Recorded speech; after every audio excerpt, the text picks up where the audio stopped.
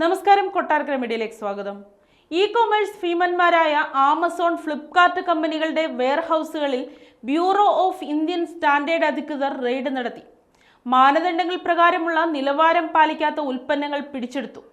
Electronic പ്ലാറ്റ്ഫോമുകൾ വഴി നിലവാരം കുറഞ്ഞ സാധനങ്ങൾ വിറ്റഴിക്കുന്നത് തടയാൻ ലക്ഷ്യമിട്ടായിരുന്നു കഴിഞ്ഞ ദിവസത്തെ റെയ്ഡുകളെന്ന് ദേശീയ ഉപഭോക്തൃകാര്യ മന്ത്രാലയം പ്രസ്താവനയിൽ അറിയിച്ചു. നിലവാരം കുറഞ്ഞ സാധനങ്ങളുടെ വിൽപ്പനയ്ക്ക് പുറമെ അംഗീകാരമില്ലാത്ത ചില കളിപ്പാട്ടങ്ങൾ, അടുക്കള ഉപകരണങ്ങൾ, ഇലക്ട്രിക്കൽ ഉപകരണങ്ങൾ എന്നിവയും ഇലക്ട്രോണിക് പ്ലാറ്റ്ഫോമുകൾ വഴി വിൽക്കുന്നത് കണ്ടെത്തിയെന്നാണ് അധികൃതർ വ്യക്തമാക്കുന്നത്. ലക്നൗ, ഗുരുഗ്രാം, ഡൽഹി എന്നിവിടങ്ങളിലെ ഗോഡൌണുകളിലായിരുന്നു കഴിഞ്ഞ ദിവസത്തെ പരിശോധന.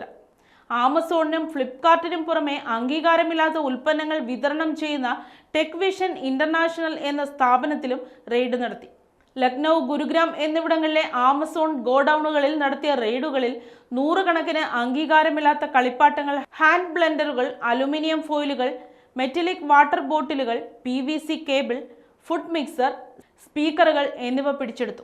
ഗുരുഗ്രാമിൽ ഇൻസ്റ്റാകാർട്ട് പ്രൈവറ്റ് ലിമിറ്റഡ് ഓപ്പറേറ്റ് ചെയ്തിരുന്ന ഫ്ലിപ്കാർട്ട് വെയർഹൌസിലും പരിശോധന നടന്നു.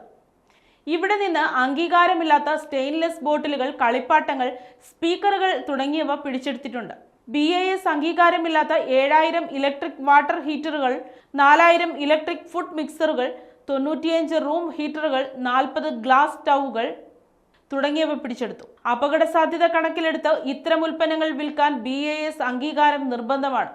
ISI മാർക്കോ സാധ്യതയുള്ള ലൈസൻസ് നമ്പറോ ഇല്ലാത്ത ഇത്തരം ഉൽപ്പന്നങ്ങൾ ആവശ്യമായ ഗുണനിലവാര പരിശോധനകൾ പൂർത്തീകരിച്ചിട്ടുണ്ടാവില്ലെന്നും അതുകൊണ്ട് തന്നെ സുരക്ഷാ പ്രശ്നങ്ങൾ ഉയർത്തുമെന്നും അധികൃതർ അറിയിച്ചു.